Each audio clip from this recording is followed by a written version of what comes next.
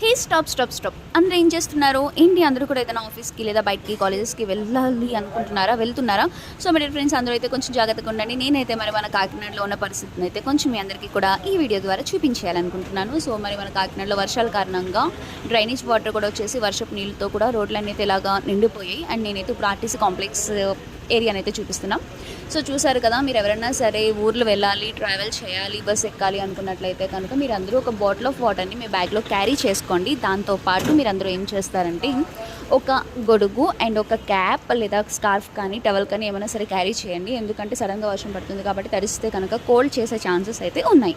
And ఇంకా mainly ఏంటంటే water bottle ఎందుకు అంటే కనుక మనం ఇలాగా ఈ డ్రైనేజ్ వాటర్లో అయితే అడుగులు వేస్తాం కాబట్టి తర్వాత ఇన్ఫెక్షన్స్ వచ్చే ఛాన్సెస్ ఉంటాయి. కాబట్టి మీరు మీ లెగ్స్ని క్లీన్ చేసుకోవడానికి యూజ్ అవుతుంది. సో అందరూ కూడా చాలా జాగ్రత్తగా ఉండండి. అండ్ ఓన్లీ కాంప్లెక్స్ ఏరియానే కాదు, చాలా ప్లేసెస్లో అయితే వాటర్ ఇలాగా మనకి వచ్చేసింది వర్షం ఎక్కువ